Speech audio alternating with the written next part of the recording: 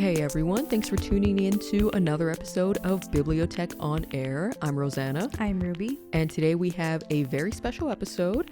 We are interviewing author Ruben Degollado today, writer of the Family Izquierdo, which we have recently finished, and we're just did a book talk on that. If you listen to that episode, great. But we have him via Zoom joining us for an interview.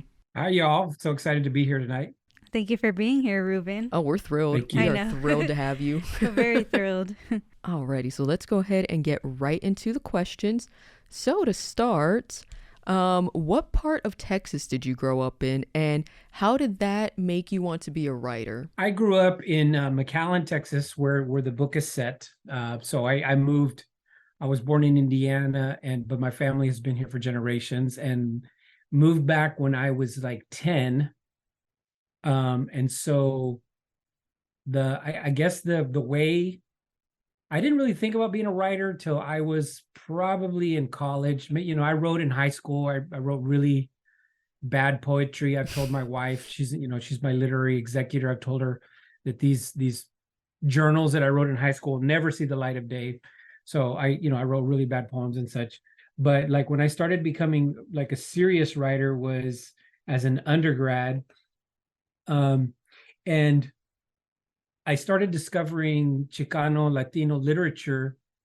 And, I of course, I read Ana Castillo, Sandra Cisneros. I read during the 90s, there was this huge boom of a lot of great work coming out. So I was Victor Villaseñor, all these authors, but none of them wrote other than then Rolando Hinojosa Smith and maybe a few others.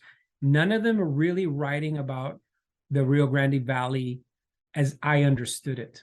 I didn't see, they always say representation is important. And sure, I learned a lot from these wonderful authors, but I didn't see our people. I saw, because we're not a monolith, there's Chicano culture, Latino culture is very different across the diaspora, right? So I didn't see us.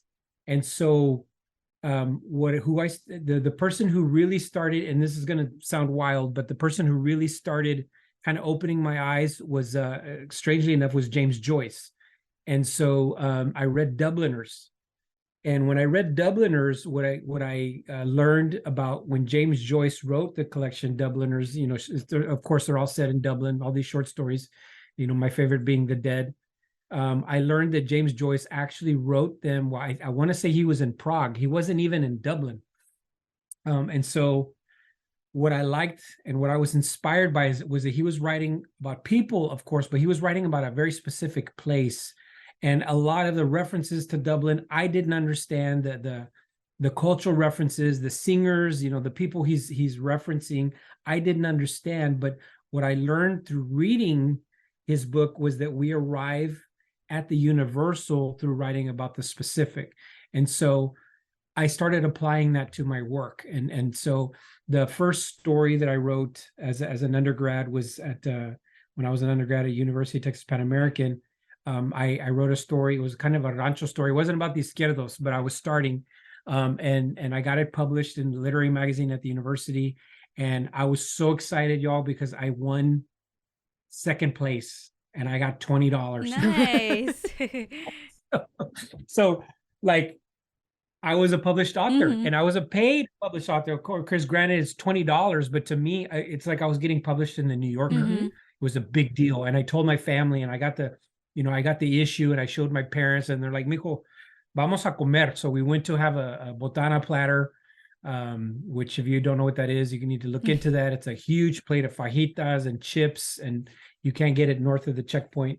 But they took me out to dinner, and my father, kind of introduced, we invited all these family members, and my father said, "Mijo, the writer." And he was proud of me. And so that kind of launched me as an author. And then I wrote the first story, not the prologue or the intro to the Family Izquierdo, but I wrote the first story to Rocco, and I got that published because I got brave. I was muy the big author now. So I got that published in a literary magazine, Hayden's Ferry Review, in 1997. And then I started writing more stories. And what I found was that I kept coming back to this one family. And so I wrote a story about Maggie, and then I wrote another story about Maggie, and then I wrote, another story about Gonzalo, and then I wrote about Victoria. And so I found myself immersed in this one family.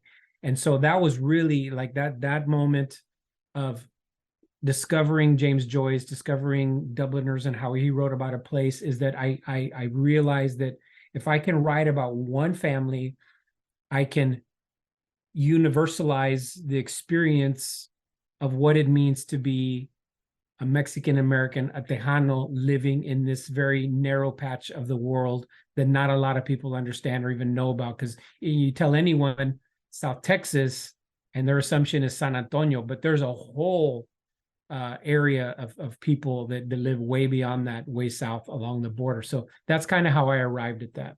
That's neat. I like that. The unique perspective that you have as far as, living in the South goes. Like you said, people tend to think San Antonio, but there's so much more. Oh, yeah. And also I love the Latino thing where it's like the ultimate reward. Vamos a comer. Yeah, definitely. That's how you know. It was huge. It was huge for me because they were all, it was my tios and tias, and they were just all supporting me. And I mentioned them in the acknowledgments page because it meant a lot to me that they were supporting me that way. Because we come from a culture that it's about work. It's not always the creative is not always celebrated, right. But here was a moment where they're like, you know what, he's an artist, and we're gonna celebrate that. And it was at Jesse's Mexican food. The place isn't there anymore, but it was just a huge moment for me to be celebrated with my family. That's awesome. That's beautiful. Speaking of your family, so did you take any inspiration from any of your family members for the characters in the book? So at the very beginning, and I'll read it. Very beginning of the book, it says, author's note: although some of these stories were sparked by family lore, this is a work of fiction and the usual rules apply. None of the characters are real. All names, characters, events, and incidents are the product of my imagination. And so when you look at the characters, what writers do is that we create pastiches. So when you read Gonzalo, the oldest son, you're gonna see a little bit of me. You're gonna see a little bit of my father, an uncle, the appearance of a friend. And so all of the characters, it's basically a mishmash of people. I would say if anyone is based, if any of the characters are, like, if I had to say this character is almost like lifelike of a real person, it would be Abuelita. It would be Valentina.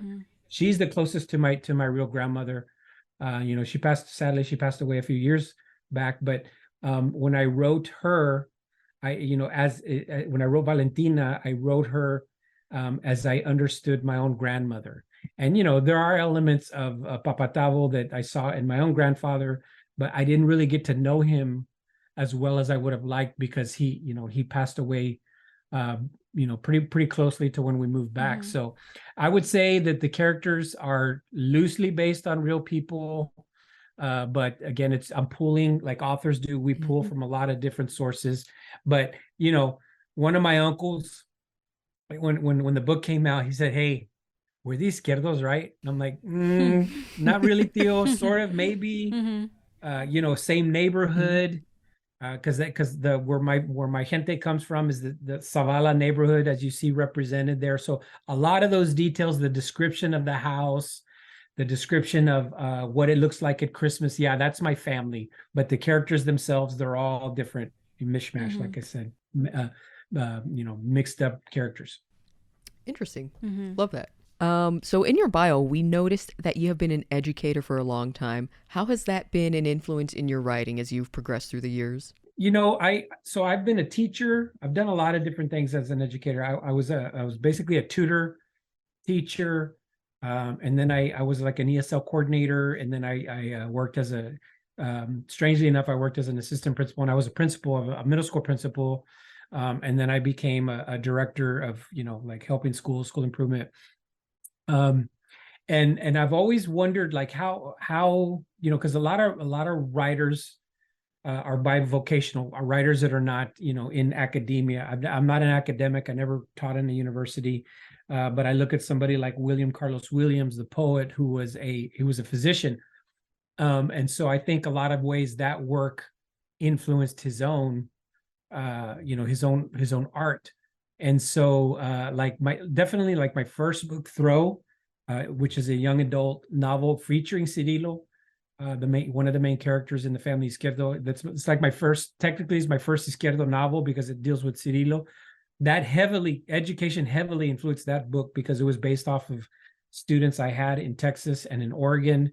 And it was my effort, because the kids love The Outsiders, the book The Outsiders. It was my effort to create something that was culturally relevant to them, but had elements of at-risk youth that you saw in The Outsider. So education definitely informed my first book, and it filled a gap in what I saw as students not being represented. And then I would say, like, getting into the Family Izquierdo, less so there. But if you because y'all read it, at the very end in the epilogue, and y'all had a great discussion about the epilogue, you have this character Seferino, and Seferino he's like the first educator, like he's the first teacher. And so if any of the characters are like me, I would say Seferino's probably the closest, because that's when he's speaking, that's almost like my voice, and that's my perspective, because I did live in Oregon. And I was a teacher. So he's like, if any of the characters are close to me, it's Seferino. And then the other thing that I wanted to say about that was, it was kind of my Seferino, and I don't say it in the epilogue, but Seferino's like the first college graduate. I was the first college graduate in my family.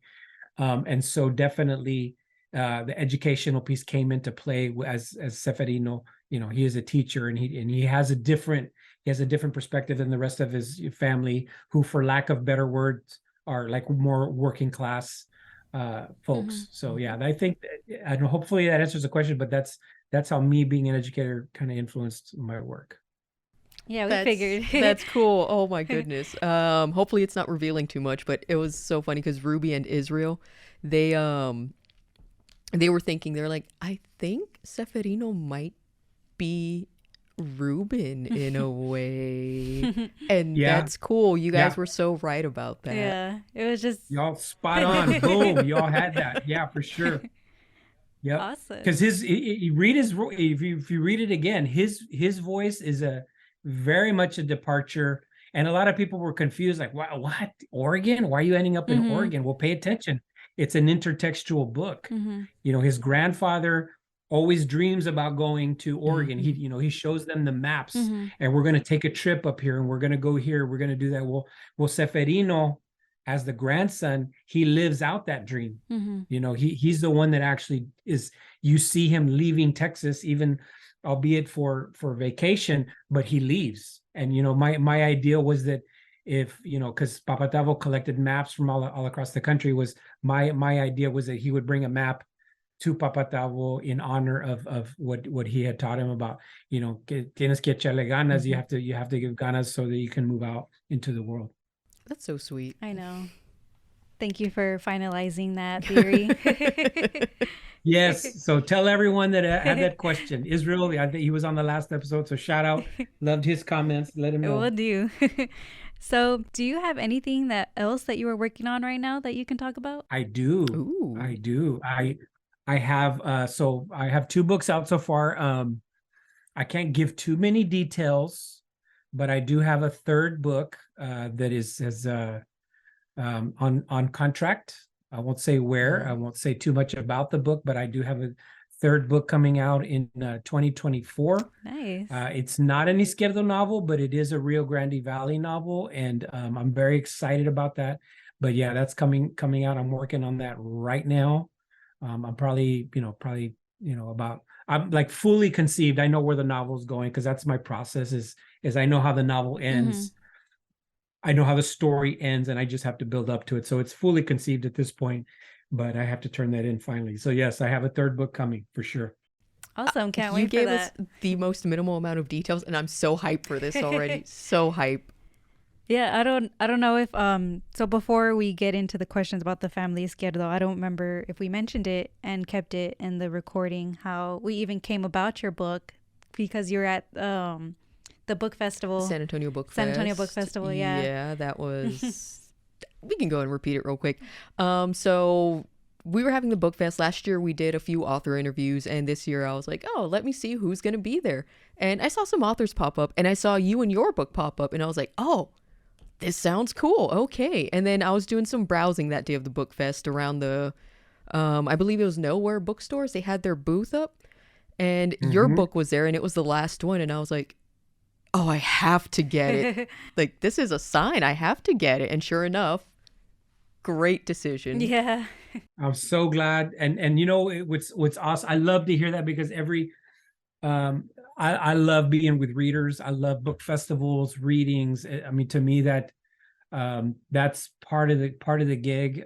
To me, it's very exciting. I just like being around people. But I always love to hear that because I mean, every book festival I've been at, like I sell out of books.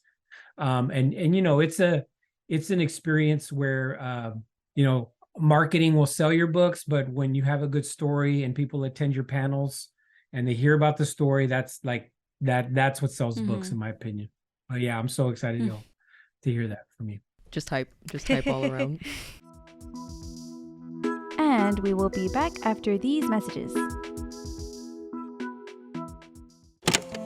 Have you checked out Interplay Learning yet? This resource has been building better training, better careers, and better lives for their customers and their employees. The award-winning online and VR training for the essential skill trades is scalable and more effective than traditional training methods. With topics such as HVAC, electrical, plumbing, and more, learning technical skills and becoming certified has never been easier.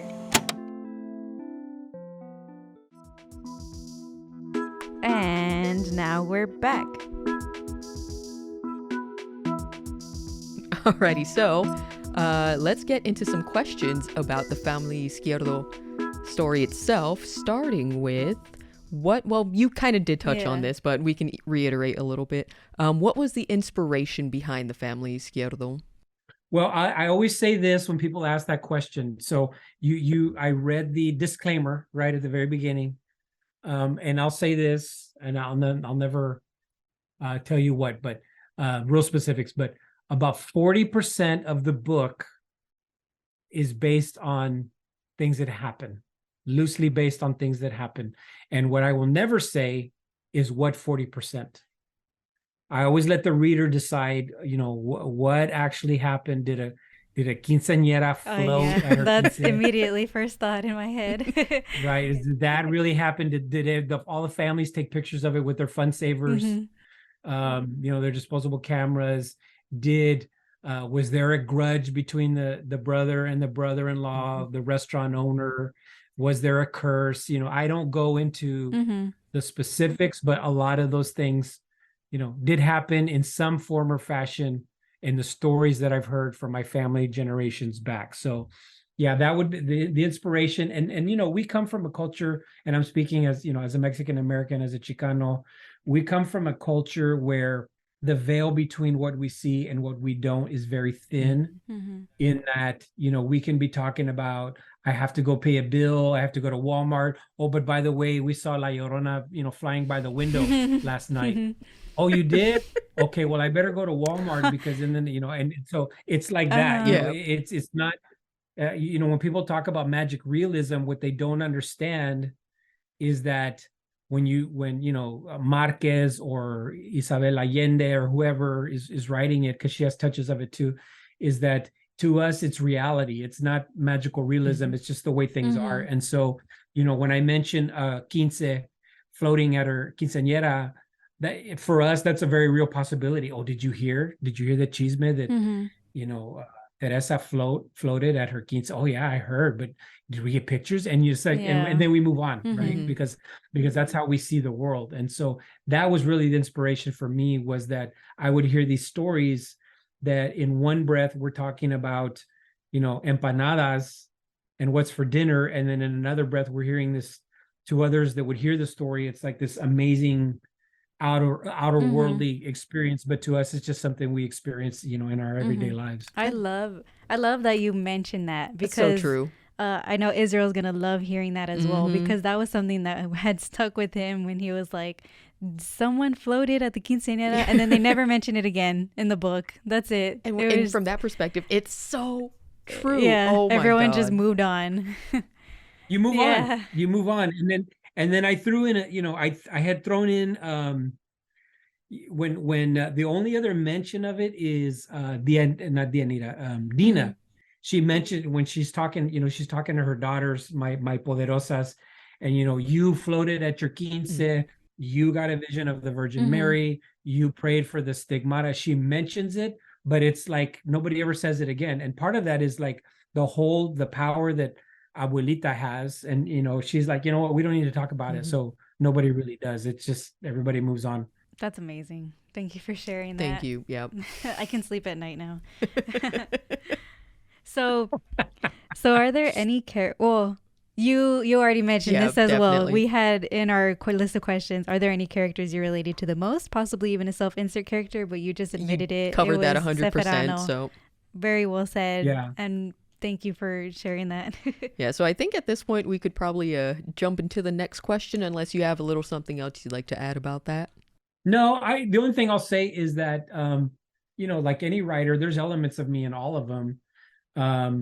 And particularly, like I mentioned Seferino, but if you look at and I kind of think of it as the triumvirate, or something, the tri characters, is you look at Seferino, you look at Gonzalo, little Gonzalo, I should say, little Gonzalo, and you look at Cirilo.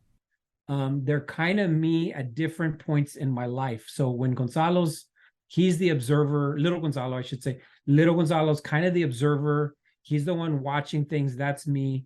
Seferino is kind of like me as an adult. And then Cirilo, I by no means was I as tough and cool as Cirilo, even though I wish I was, but kind of his outlook on the world, how he's a protector, how he he always tries to say the right thing to make people feel better. And he's got this tough exterior, but on the inside he's very sensitive to the needs of others. So I would say, if any of the three characters, across my lifespan, those are the three that really I connect with the most. Personal, like if you had to say who's Ruben, it would probably be more of those characters, those three. Like that, different time spans too. Really love Cirio as a character. He was just golden boy. Wasn't he your favorite? He was him and Maggie. They were my favorites. But anyway, let's not get into a whole nother 2-hour book talk. All right, so next question. There was about half the family, based off of the family tree diagram at the beginning of the book, that wasn't focused on or as present as, say, the rest of the Izquierdos or the Buentelos. Is there a specific story or character-related reason behind that? My idea, like for my career, and I don't know how this will look, but my idea for a career is that I always want to come back to this family. Like I'll take on, I'll do projects like this next book is not Izquierdo related, even though it's in the same universe, and you'll see a cameo by someone who does appear in the book. Ooh. Just to make that connection. But my I guess my scope, my long-term vision is that I want to, if I had my way, like if I had uninterrupted time, didn't have to work, is that I would spend time with every family member.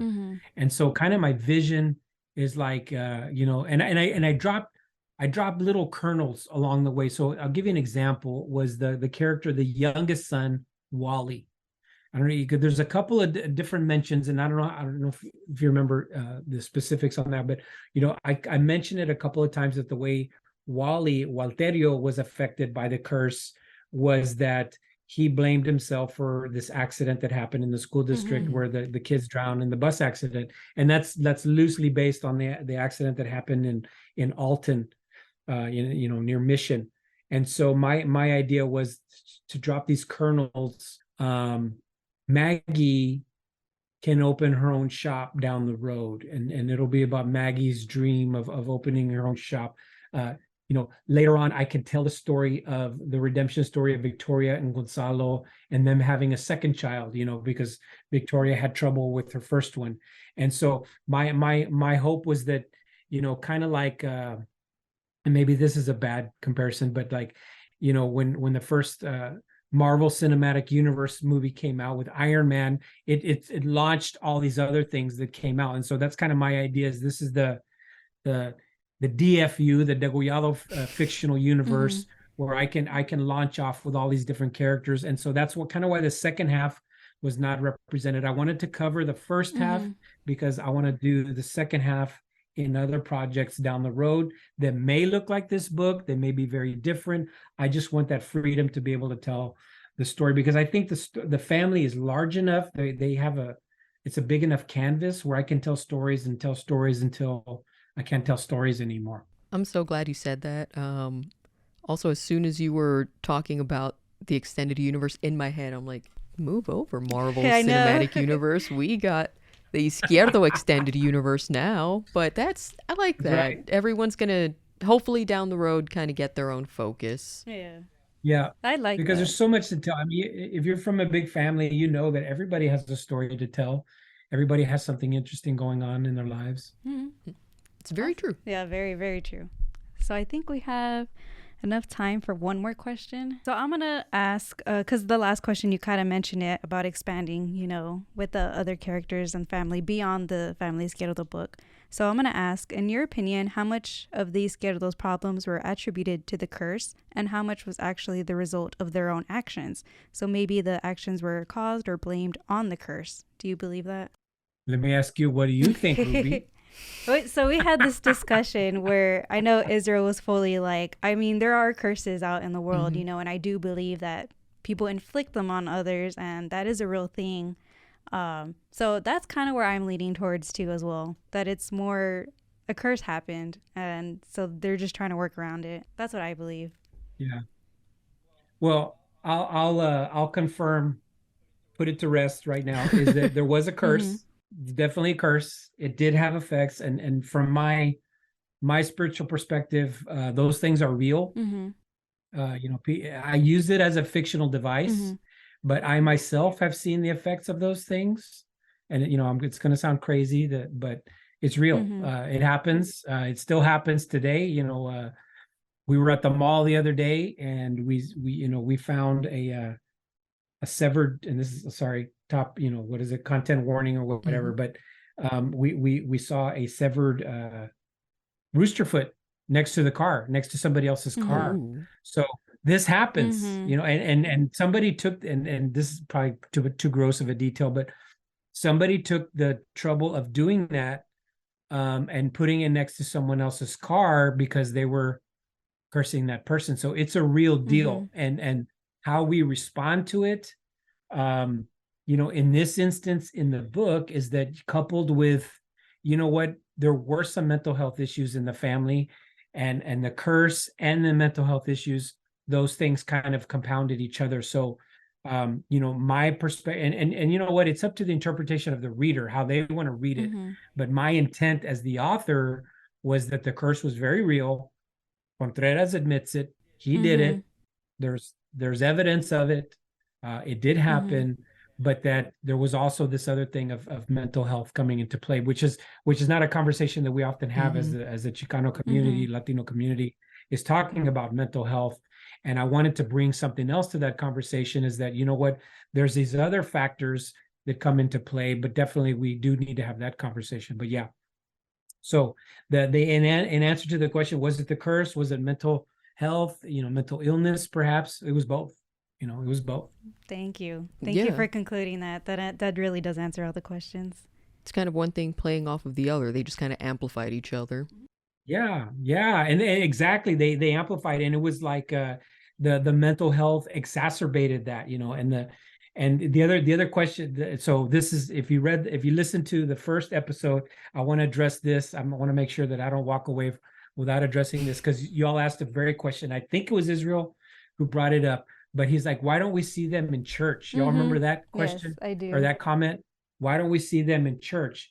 And so I wanted to address that, was that you do, you see Victoria and Maggie in church together as she's talking, Maggie's telling her story about, about cutting the guy's hair. But one of the reasons like I didn't include church was that they do. I mean, the assumption is that they do, but the I guess the big reason is that the stories happen with the family and in their family setting. So I never found, like I had a draft of a story that there's a marriage and all these things happen in the church, but I was like, you know what? The real juicy stuff happens at the pachang. Yeah. So you'll notice, like, I guess, I don't know the percentage, but like 40-50% of everything there happens at a party when everybody comes together, because that's when the really good juicy stuff happens. So that's kind of why I set that, and I never had them specifically, seeing them all going to church. Awesome. Thank you for concluding that. Yeah, because that was another one. Yeah, it is. Yeah, and I heard that. I was like, ooh, nobody said that. I have to address that. I want to address that, because I know that was like, man, y'all were talking about that. I'm like, oh, I wish I was there, but I was listening. Yeah, that was a really good one.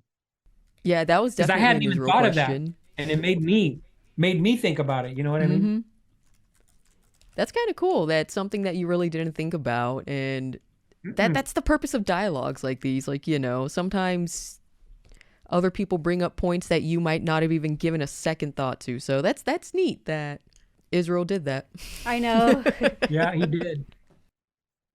And that, to me, like, the assumption was they all go to church. I mean, for the most part, you have Gonzalo that I mentioned. He doesn't go to church. Contreras doesn't go to church. But the assumption is that, at some point and I mentioned Abuelita Valentina, she goes to church, and I mentioned the San Juan Shrine, but I guess that's kind of the assumption, is that they do. It's just off scene. It happens, but it's off scene. Right. It's not really something you need to go into detail about specifically. Like, this family member went to church today. This family member went to church today. Yeah. It's still good to know, though. Yeah. And we will be back after these messages.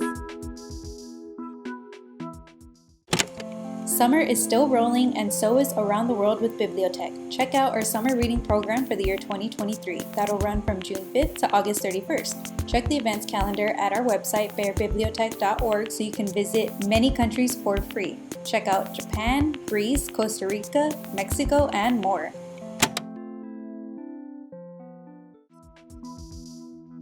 And now we're back. All right. With that, I think that just about covers our questions for the Family Izquierdo, unless there was something else you'd like to add in regards to that. No, I just want to take the opportunity to thank you all for having me on. I love talking about books, love talking to you all. And for all of your listeners, if you pick up the book, I want to thank you too. We often, as authors, we sit down and we write our work, and we spend time on the page. We don't see the impact of the work that we're doing, but to hear, you, Rosanna, you, Ruby, Israel, connecting with the book, it means the world to me to know that you saw, a couple of y'all mentioned last time, you saw your family, you felt seen, that might sound cliche, but, we always say that, is that you felt seen. But, the hope for me as an author is that, I'm writing stories that hopefully people will see as universal: marriage, family, effects of generational stuff going on, but also, you're gonna see, oh my gosh, that's my family, or I'm gonna throw in something that is specific to you as well. So I try to write stories for everybody, but I'm writing to my gente, if that makes sense. And thank you for that. That's something that's very important. Yeah, definitely. Thank you. Thank you for talking with us today. And thank you for adding all this wonderful expertise and insight on being, a Latin author as well. Thank you. Ruben Degollado, thank you very much again for joining us on Zoom today to talk about the Family Izquierdo, and of course about yourself as well. And we're looking forward to that next book that you're going to be putting out. Awesome. Thank you all for today. I really enjoyed it. Yeah, thank you. Hope you have a great rest of your day. Yes, please enjoy the rest of your day and treat yourself to a nice weekend. Right on.